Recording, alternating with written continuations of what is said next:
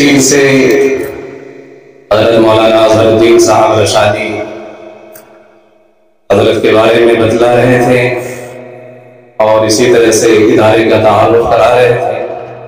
اللہ تبارک و تعالیٰ ادارے کو نظر بد سے محفوظ عطا فرمائے۔ ان علماء کرام کو اللہ تبارک و تعالیٰ صحت عافیت والی زندگی نصیب عطا فرمائے۔ یہ علماء کرام جو اسٹیج پر رونق افروز ہیں، ہمارے ماتھے کے جھومر ہیں، ہمارے سر کے تاج ہیں۔ اللہ تبارک و تعالیٰ ان تمام علماء کرام کی قدردانی کی توفیق مرحمت عطا فرمائے۔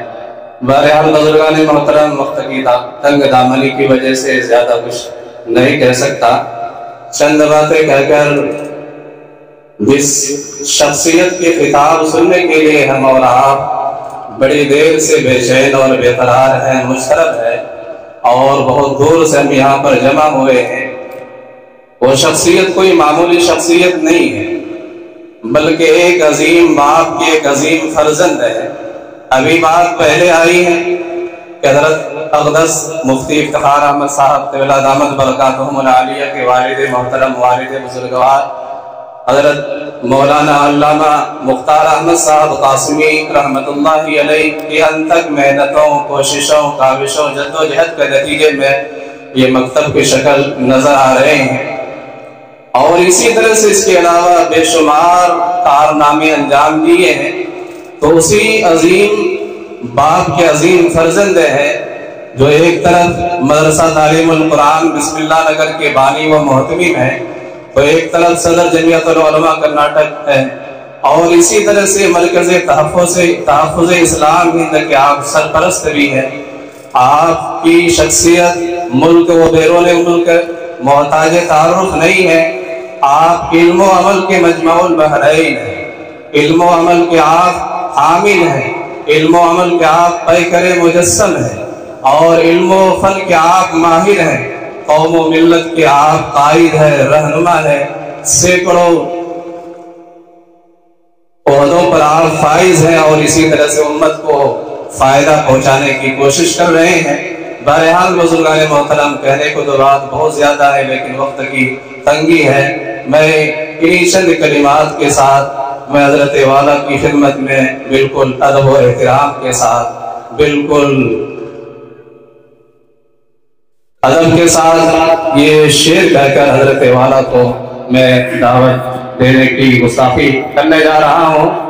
خطابت وجد میں آئے تو پھر ہتھیار بن جائے، خطابت وجد میں آئے تو پھر ہتھیار بن جائے، کبھی نیزہ کبھی خنجر کبھی تلوار بن جائے، خطابت کی گلفشانی مسلم ہے زمانے میں، خطابت کی گلفشانی مسلم ہے زمانے میں، کہ نجاشی کے آگے جا کر ایک تیار بن جائے۔ تو بڑے ہی ادب و احترام کے ساتھ جن کی باتیں اور جن کے خطابت سننے کے لیے، جن کے واعظ و نصیحت سننے کے لیے ہمارا بہت دیر سے یہاں پر جمع ہے، اکٹھے ہیں، حضرت اقدس مولانا مفتی افتخار احمد صاحب قاسمی دامت برکاتہم العالیہ کی خدمت میں درخواست کرتے ہیں کہ اپنی خطاب مصطفیٰ سے ہم سامعین کو محظوظ عطا فرمائیں۔ وعلیکم ورحمۃ اللہ وبرکاتہ۔ بسم اللہ الرحمن الرحیم۔ الحمد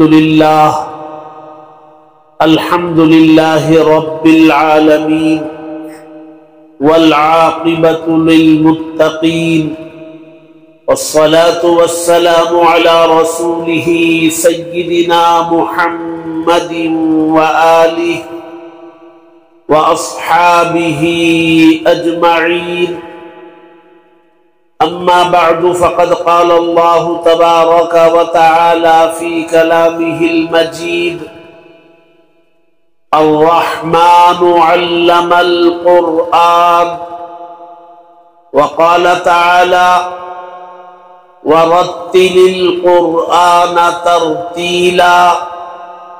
قال النبي صلى الله عليه وسلم: خيركم من تعلم القرآن وعلمه، أو كما قال عليه الصلاة والسلام۔ صدق الله العلي العظيم، وصدق رسوله النبي الكريم ونحن على ذلك من الشاهدين والشاكرين والحمد لله رب العالمين۔ حضرت صدر اجلاس معزز و موقر حضرات علماء اکرام، مہمانان اعزام، اسٹیج پر تشریف فرما مہمانان خصوصی حضرات، دور دراز سے تشریف لائے ہوئے اس اجلاس میں سامعین حضرات اور پردے میں بیٹھی خواتین،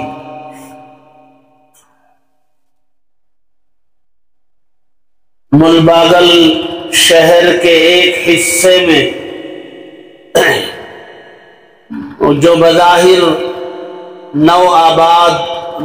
نئی آبادی پر مشتمل علاقہ معلوم ہوتا ہے، اس علاقے میں یہاں کی ضرورت اور تقاضے کے پیش نظر چند احباب نے مل کر یہاں ایک مدرسے کی بنیاد ڈالی، مدرسہ سبیل الفلاح کے نام سے، اور مدرسے کی عمارت ضرورت کے بقدر تعمیر بھی کر لی گئی۔ یہ بہت اچھی بات ہے کہ پہلے انتظامات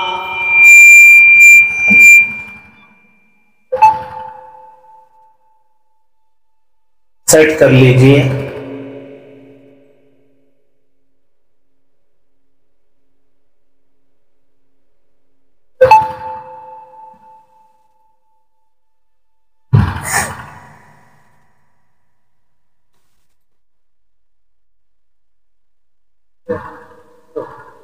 تعمیر کر لی گئی ہے، اور آج حضرت امیر شریعت دامت برکاتہم کے دست مبارک سے مسجد کا سنگ بنیاد کا بھی نظام بنایا گیا ہے، اور مسجد کا نام مسجد ریاض الجنہ تجویز کیا گیا ہے۔ مدرسے کی عمارت کی تعمیر کی تکمیل کے موقع پر یہ اجلاس یہاں منعقد کیا گیا ہے، تاکہ لوگوں کو پتہ چلے کہ یہاں اس علاقے میں ایک مدرسہ تعمیر ہو چکا ہے، تاکہ لوگ اپنے بچوں کو علم دین سے آراستہ کرانے کے لیے یہاں مدرسے میں بھیجیں، اور اللہ تبارک و تعالی کی وہ لازوال کتاب جس کو اللہ نے کتاب ہدایت بنا کر آسمان سے نازل کیا، جو سراپا ہدایت ہے، مجسم ہدایت، جس کو اللہ تبارک و تعالی نے فرمایا ھدی للمتقین، دنیا کی کامیابی اور آخرت کی کامیابی، دونوں جہاں کی کامیابی اللہ تبارک و تعالی نے اس کتاب کے ساتھ جوڑ دی۔ دنیا کی کامیابی کے لیے بھی اللہ کے کلام کو معیار بنایا، اور آخرت کی کامیابی کے لیے بھی اسی کتاب ہدایت کو معیار بنایا۔ اس کتاب کی تعلیم کے لیے مدارس کی بنیاد ڈالنے کا نظام اللہ کے نبی صلی اللہ علیہ وسلم نے، ہم سب کے آقا نے سب سے پہلے قیامت تک آنے والے مسلمانوں کو یہ تعلیم دی کہ مسلم آبادی میں اس کی مذہبی اور دینی ضرورت کی سب سے بنیادی چیز وہ مسجد اور مدرسہ، ہماری مذہبی دینی سب سے اہم ترین ضرورت وہ مسجد ہے، اور اس سے لگا ہوا مدرسہ۔ مکہ مکرمہ میں ہمارے نبی صلی اللہ علیہ وسلم کو اللہ تبارک و تعالی نے نبوت سے سرفراز فرمایا 40 سال کی عمر میں۔ یہ پورے 40 سال ہمارے نبی کے مکہ مکرمہ میں گزرے تھے۔ مکہ بہت چھوٹا قریہ تھا، بہت بڑی آبادی نہیں تھی، ہر ایک دوسرے کو جانتا تھا، ہر ایک کو دوسرے سے تعارف تھا، معلوم تھا کہ فلاں گھر میں فلاں رہتے ہیں، یہاں اس کا گھر ہے، یہاں اس کا گھر ہے، آبادی محدود تھی۔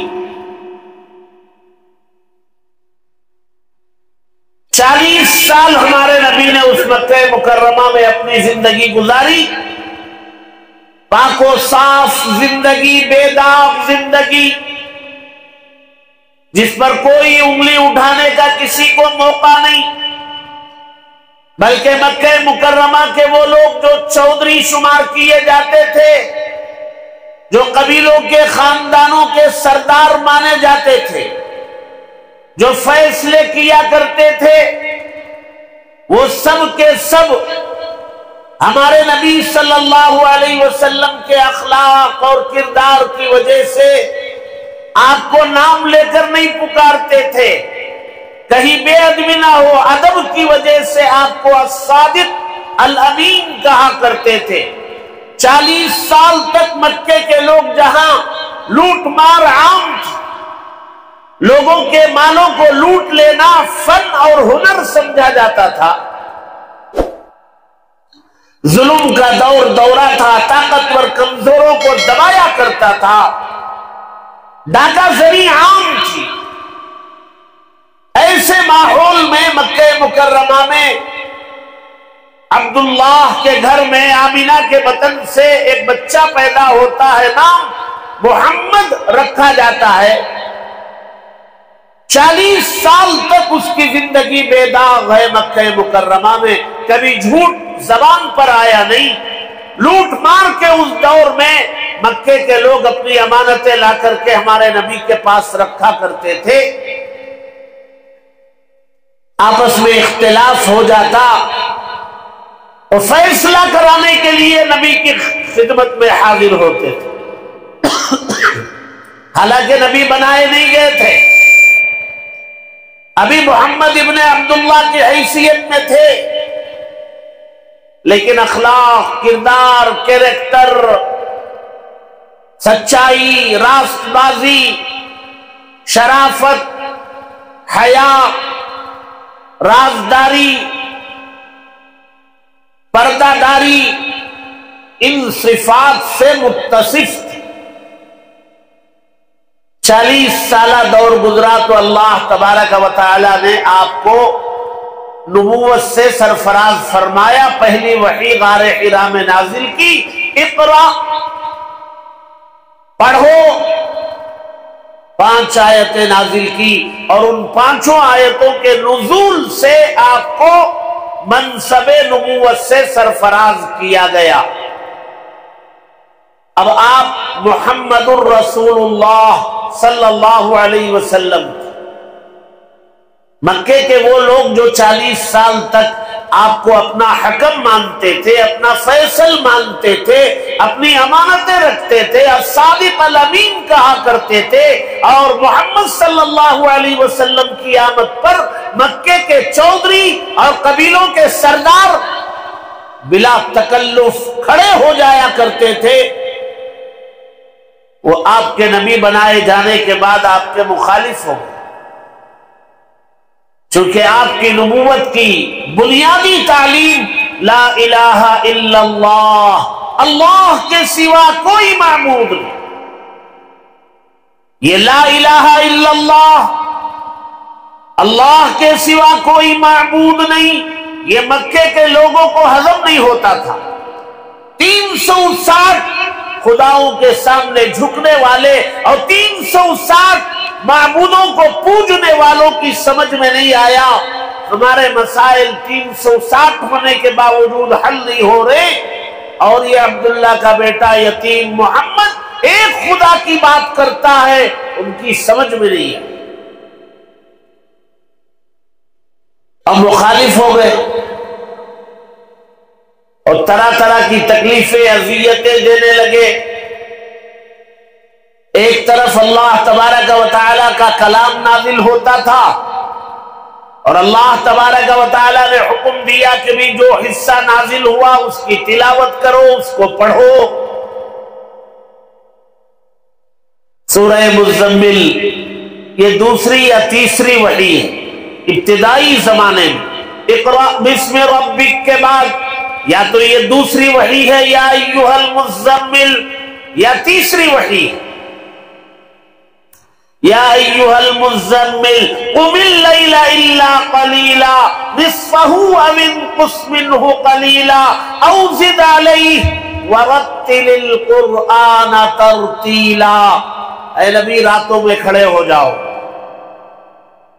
آدھی رات یا اس سے زیادہ یا اس سے کم راتوں میں کھڑے ہو اور قرآن مجید جو نازل ہوا اس کی تلاوت کرو، پڑھو قرآن مجید۔ کیوں پڑھیں؟ اللہ تبارک و تعالی ہمارے نبی کو نبی بنانے کے بعد جو حصہ 20 15 20 25 جتنی آیتیں نازل ہو چکی تھی، ہمارے نبی کو اللہ کا حکم آیا اس کو پڑھو، تلاوت کرو۔ سوال پیدا ہوتا ہے کیوں تلاوت کرے؟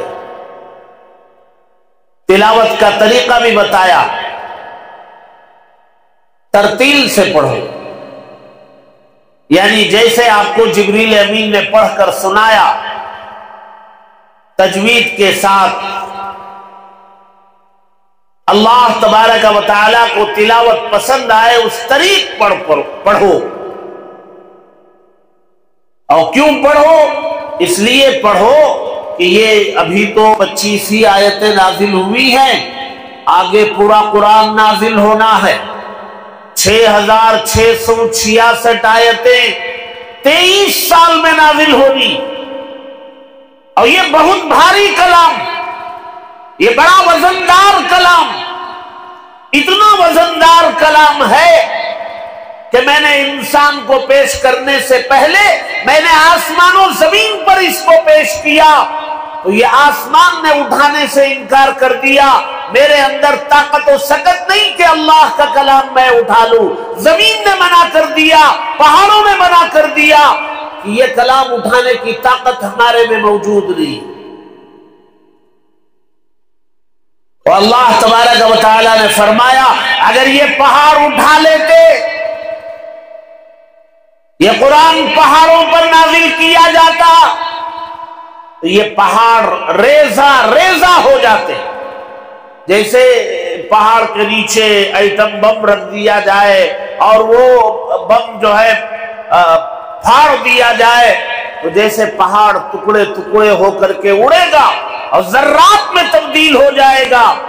اللہ تبارک و تعالیٰ فرماتے قرآن میں لو انزلنا هذا القرآن على جبل لرأيته خاشعا متصدعا من خشية اللہ، اللہ کے خوف سے، اس کے ڈر سے وہ ریزہ ریزہ ہو جاتا، ٹکڑیوں میں بکھر کے رہ جاتا۔ اتنا بھاری اور وزندار کلام کمزور انسان پر نازل کیا جا رہا ہے، اتارا جا رہا ہے، رکھا جا رہا ہے۔ خلق الانسان ضعیفا، اللہ تبارک و تعالیٰ نے فرمایا انسان تو کمزور پیدا کیا گیا، ہم بہت کمزور ہیں، ہمارے سامنے دیگر مخلوقات بڑی طاقتور ہیں۔ ایک گلی میں گھومنے پھرنے والا کتا اگر کاٹنے کے لیے دوڑ کے آئے تو ہم اس کا مقابلہ نہیں کر سکتے، کمزور ہے۔ اور کتنا ہی طاقتور ہو، اللہ تبارک و تعالیٰ اگر اس کے مزاج میں تھوڑی تبدیلی لائے اور صبح سے لے کر کے 10-11 بجے تک اس کے 6-7-8 دست ہو جائے، موشن ہو جائیں، پھر وہ ایسے ہو جاتا ہے جیسے اس کے اندر طاقت تھی ہی نہیں۔ چلنا دشوار ہو جاتا ہے، سہارے کی ضرورت پڑتی ہے۔ ایسے کمزور انسان پر اللہ تبارک و تعالی نے اتنا وزندار، بھاری، ثقیل کلام رکھنا چاہتا ہے۔ اللہ تبارک و تعالی نے کہا آسمان و زمین نے انکار کر دیا، اور پہاڑ پر نازل کرتے تو ریزہ ریزہ ہو جاتا، لیکن وَحَمَلَهَا الْإِنسَانُ، انسان نے اس کو قبول کر لیا۔ جب قبول کر لیا ہے تو اللہ تبارک و تعالی نے کہا اس کلام کو اٹھانے کی طاقت بھی تمہارے اندر پیدا ہونی چاہیے، روحانی طاقت، تمہاری روح مضبوط ہو، اس کے وزن کو برداشت کر سکے۔ اس لیے اللہ تبارک و تعالی نے فرمایا یہ راتوں میں کھڑے ہو کر کے قرآن کی تلاوت کرو، اور جیسے جبریل امین نے پڑھ کے سنایا ویسے تلاوت کرو۔ اس لیے کرو کہ انا سنلقی علیک قولا ثقیلا، ہم آپ کے اوپر ایک بڑا بھاری وزندار کلام نازل کرنے والے، ڈالنے والے۔ اور وہ وزندار کلام اگر آپ برداشت کرنے کی طاقت نہ رکھیں تو بوجھ سے دب جاؤ گے، بیٹھ جاؤ۔ تو یہ وہ کلام اللہ تبارک و تعالی نے دونوں جہاں کی کامیابی اسی کلام اور اسی کی تعلیم کے اندر رکھی۔ اللہ تبارک و تعالی نے جب یہ کلام نازل فرمایا مکہ مکرمہ میں، اور مکے کے لوگ آپ کے مخالف بن چکے تھے، دشمن بن چکے تھے، اور آپ کو نقصان پہنچانے کی کوششوں میں لگے تھے۔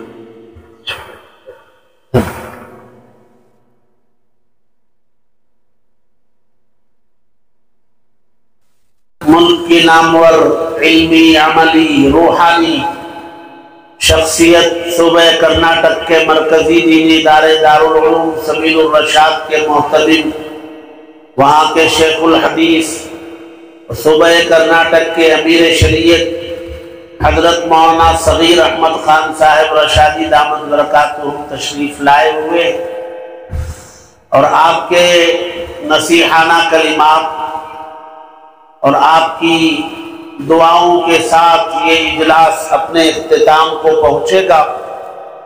میں کافی دیر سے آپ حضرات کے درمیان ہوں، اپنی بات سمیٹ کے ختم کروں، پھر انشاءاللہ ہم لوگ حضرت کی ناصحانہ کلمات سے مستفید ہوں گے۔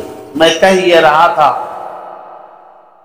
کچھ تو ہوگا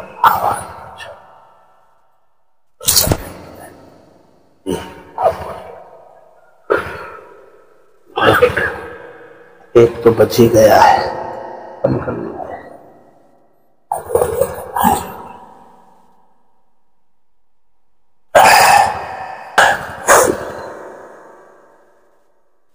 جی میں کہہ یہ رہا تھا کہ جو لوگ 40 سال تک ہمارے نبی صلی اللہ علیہ وسلم کو اپنے سروں پر بٹھائے ہوئے تھے مکہ مکرمہ میں، آپ کے پاس امانتیں رکھواتے تھے، فیصلے کرواتے تھے، اور اپنا حکم مانتے تھے، نام نہیں لیا کرتے تھے ادب سے، الصادق الامین کہا کرتے تھے۔ اللہ تبارک و تعالی نے جب آپ کو نبوت سے سرفراز فرمایا، نبی بنا دیا، تو یہ مکے کے لوگ مخالف ہو۔ بنیاد کیا تھی؟ بنیاد یہ تھی کہ وہ ایک خدا کی بات کرتے تھے، اور مکے کے لوگوں کو ہضم نہیں ہوتا تھا، وہ کہتے تھے کہ نہیں، آپ ہمارے خداؤں کو برا بھلا نہ کریں۔ اب جب مخالف ہو گئے تو اللہ کے نبی کو، ہمارے نبی کو مختلف قسم سے تکلیفیں پہنچانا چاہتے، پہنچانے کی کوشش کرتے، آپ کو برے القاب سے آپ کا ذکر کرتے، کوئی ساحر کہتا، کوئی مجنون کہتا، کوئی جادوگر کہتا، کوئی کچھ کہتا، حالانکہ قرآن میں اللہ تبارک و تعالی آپ کو بڑے عمدہ القابات سے اللہ نواز رہے ہیں۔ آپ کو مزمل، مدثر، طٰہٰ، یاسین، رسول، نبی، یہ پورے قرآن میں اللہ تبارک و تعالی آپ کا نام نہیں لے رہے، آپ کو بڑے عمدہ اور قیمتی القاب سے مشفق الفاظ سے نوازتے، اور مکہ مکرمہ کے لوگ آپ کی شان میں مستقل گستاخی کرتے ہیں۔ اور اللہ تبارک و تعالی نے جو کلام نازل کیا تھا، وہ کلام مطاف میں جہاں طواف کیا جاتا ہے وہاں بیٹھ کر پڑھنے نہیں دیتے۔ باہر سے کوئی مہمان آتے تو ان کو ہدایت دی جاتی کہ مکہ مکرمہ میں ایک شخص ہے جس کا نام محمد ہے صلی اللہ علیہ وسلم، اس کے قریب نہیں جانا، ان کا کلام نہیں سننا۔ 13 سال ہمارے نبی کے مکہ مکرمہ میں یوں گزرے، اسی میں اللہ تبارک و تعالی نے طائف کے بعد جب آپ پوری طرح ٹوٹ چکے تھے، آپ کی چہیتی بیوی جنہوں نے اپنا پورا سرمایہ مذہب اسلام کے لیے وقف کیا، ان کا انتقال ہوا، اور آپ کی پیٹھ پر کھڑے رہنے والے آپ کے چچا ابو طالب جو آپ کے سب سے بڑے پشپنا تھے، وہ دنیا سے رخصت ہو گئے۔ آپ طائف گئے، مایوس ہو کر کے لوٹے، پوری طرح ٹوٹ چکے تھے، تو اللہ تبارک و تعالی نے آپ کی حوصلہ افزائی کے لیے معراج میں بلایا، اعزاز سے نوازا، نماز جیسا تحفہ آپ کو دیا۔ اب آپ معراج سے واپس تشریف لائے، لیکن مکہ مکرمہ میں نماز پڑھنے نہیں دیا جاتا۔ مطاف میں اللہ کے نبی کھڑے ہو کے نماز پڑھتے، آپ کو تکلیفیں پہنچاتے، سجدے میں جاتے اونٹ کی اوجھڑی لا کر کے رکھ دیتے۔ لیکن ہمارے نبی صلی اللہ علیہ وسلم اتنے سخت مخالفت کے باوجود، مجھے اصل یہی بتانا ہے، اتنی سخت مخالفت تھی، ہمارے نبی مکہ مکرمہ میں مسجد نہیں بنا سکے۔ کیسے بناتے؟ وہاں تو 2 رکعت پڑھنے نہیں دیا جا رہا تھا، مسجد کیسے بنانے دیتے وہ لوگ؟ قرآن کی تلاوت آواز سے پڑھنے نہیں دیتے، مسجد کیسے بنانے دیتے؟ لہذا 13 سال میں ہمارے نبی نے کوئی مسجد نہیں بنائی مکہ مکرمہ میں، بنانے نہیں دیا گیا۔ لیکن ہمارے نبی صلی اللہ علیہ وسلم نے اتنی سخت مخالفت والے ماحول میں بھی مدرسہ قائم فرمایا۔ ایک گھر کو، ایک صحابی کے گھر کو مدرسہ بنا لیا تھا۔ وہ گھر حضرت ارقم رضی اللہ تعالی عنہ کا وہ گھر تھا، لیکن اس گھر میں اندر اللہ کے نبی نے مدرسہ قائم فرمایا۔ صحابہ اکرام وہاں آتے، اللہ کے نبی پر جو قرآن مجید کی آیتیں نازل ہوئی ہوتی وہ اللہ کے نبی پڑھ کے سناتے، لوگوں کو اس کی تعلیم دیتے اور احکامات بتلاتے، اور کوئی ایمان لانے والا ہوتا تو وہی پہنچایا جاتا۔ اللہ کے نبی اس کو کلمہ پڑھا کر مشرف با اسلام کرتے۔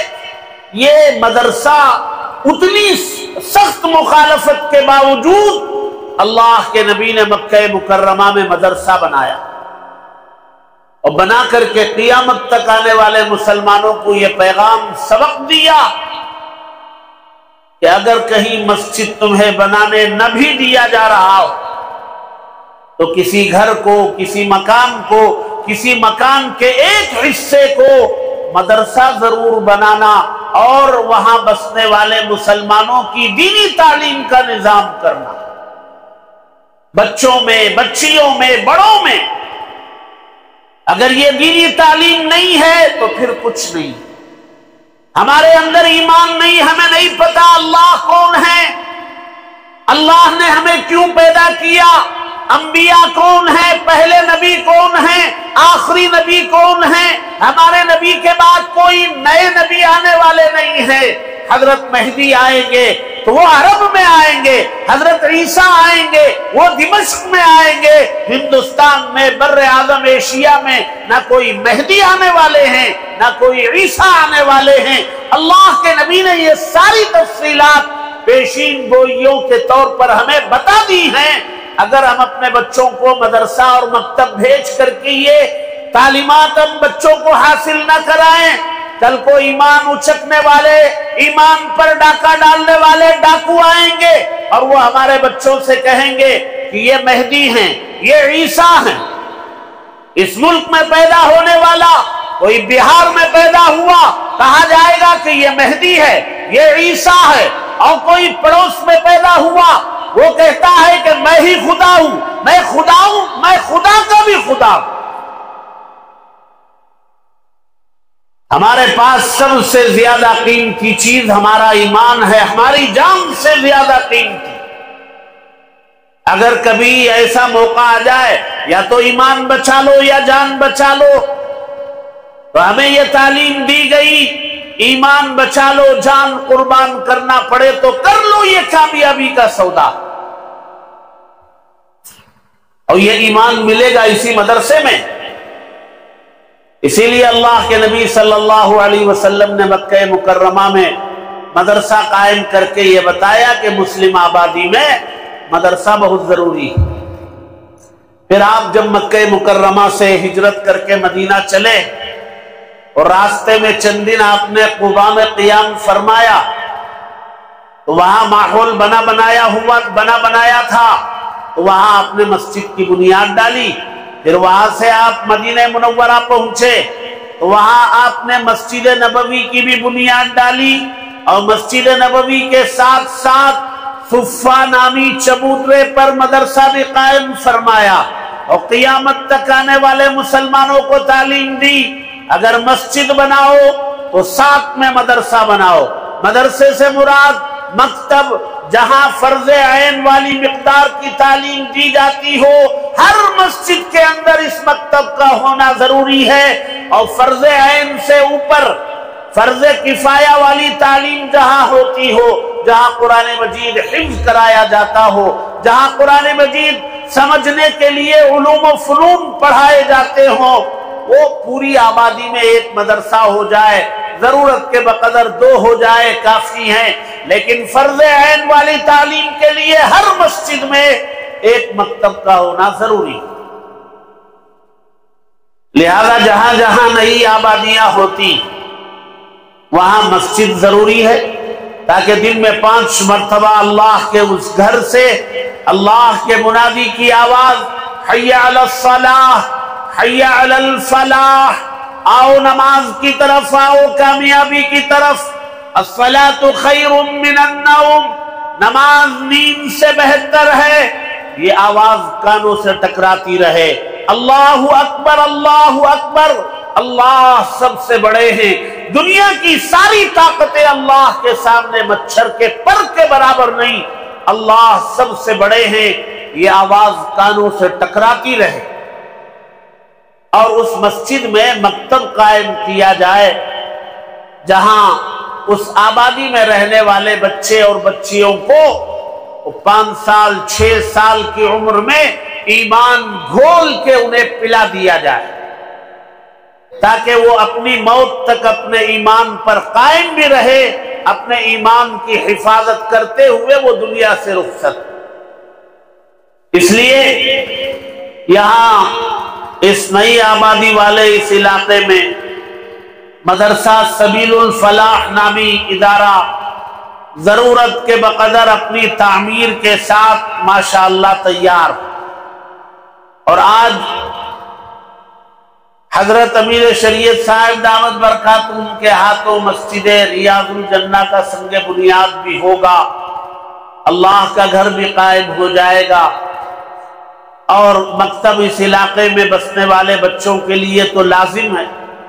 یہ ہماری آبادی کی ایک مذہبی ضرورت کی تکمیل، اہم ترین ضرورت کی تکمیل ہے۔ ہماری ذمہ داری ہے کہ اس مدرسے کی حفاظت، یہاں اپنے بچوں کو تعلیم کے حصول کے لیے اپنے بچوں کو دے کر اس مدرسے کو آباد رکھنے کی کوشش کریں، یہاں بچے آتے جاتے رہیں، تعلیم و تعلم کا کام ہوتا رہے، سیکھنا سکھانا ہوتا رہے، تو یہ تعمیر کارآمد ہے، یہ مفید تعمیر۔ اور اگر یہاں بچے آتے جاتے نہ رہیں، یہاں پڑھنے والے بچے نہ رہیں، عمارت کا نام مدرسہ نہیں ہے، مدرسہ نام ہے بچوں کے پڑھنے پڑھانے کے سلسلے کا نام مدرسہ۔ اگر کہیں کوئی چھت نہ ہو، درخت کے نیچے کوئی استاد بیٹھتا ہے اور چند طلبہ آتے ہیں ان کو پڑھاتا ہے، وہ درخت مدرسہ ہے، اگرچہ کہ وہاں عمارت نہیں ہے۔ لیکن اگر کوئی کہیں شاندار عمارت ہے، پڑھنے پڑھانے والے نہیں ہیں، وہ مدرسہ نہیں۔ اس لیے ہم سب کو اس علاقے میں بسنے والے تمام احباب کے لیے ضروری ہے کہ اپنے بچوں کا رشتہ وہ اس مدرسے سے قائم فرمائیں، مدارس سے مساجد سے اپنے بچوں کا رشتہ مضبوط کریں، اور مسجد کا سنگ بنیاد ہوگا تو جتنی جلد ہو سکتا ہے اس کی تعمیر مکمل ہو، اس قابل ہو جائے کہ رمضان سے پہلے پہلے وہاں نمازیں شروع کی جا سکیں اور رمضان بھرپور طریقے پر اس مسجد میں گزارا جا سکے۔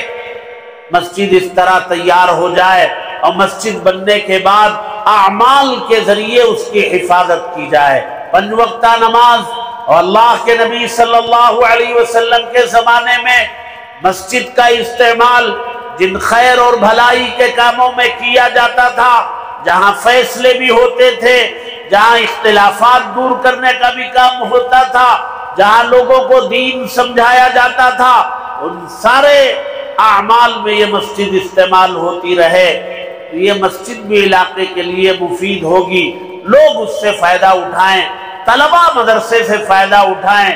اسی لیے مسجد اور مدرسہ قائم کیا جاتا ہے۔ اور یہاں ماشاءاللہ یہاں نوجوان فضلاء نے حضرت مولانا اسد اللہ صاحب باقی دامت برکاتہم کی سرپرستی میں اور حضرت مولانا اظہر الدین صاحب رشادی زیدہ مجدوہم کی نظامت میں بہت سارے ان کے اعوان و انصار اور ساتھیوں کی مدد شاندار مدرسہ بھی بنا، مسجد بھی بنے گی انشاءاللہ۔ اب اس کی حفاظت اور اس کے تعمیر کے مقصد میں اس کا استعمال اور اس کی حفاظت، یہ سب ہم سب کی ذمہ داری ہے۔ میں مبارکباد پیش کرتا ہوں یہاں کے تمام ذمہ داروں کو، صاحب کو، ناظم صاحب کو، ان کے تمام معاونین کو، سب کو مبارکباد پیش کرتا ہوں، دعا کرتا ہوں اللہ تبارک و تعالی اس مدرسے کی تعمیر کو اس پورے علاقے میں خیر کے وجود میں آنے کا ذریعہ بنائے، علاقے کے لوگوں کو دینی و مذہبی فائدہ اس مدرسے سے اور مسجد سے پہنچانے کا فیصلہ فرمائے، اور ہم سب کو کہنے سننے سے زیادہ عمل کی توفیق نصیب فرمائے، آمین۔ وآخر دعوانا الحمدللہ رب العالمین۔ میں ہوں سید منیر، سن میرے رب یہ دعا، میں ہوں سید منیر۔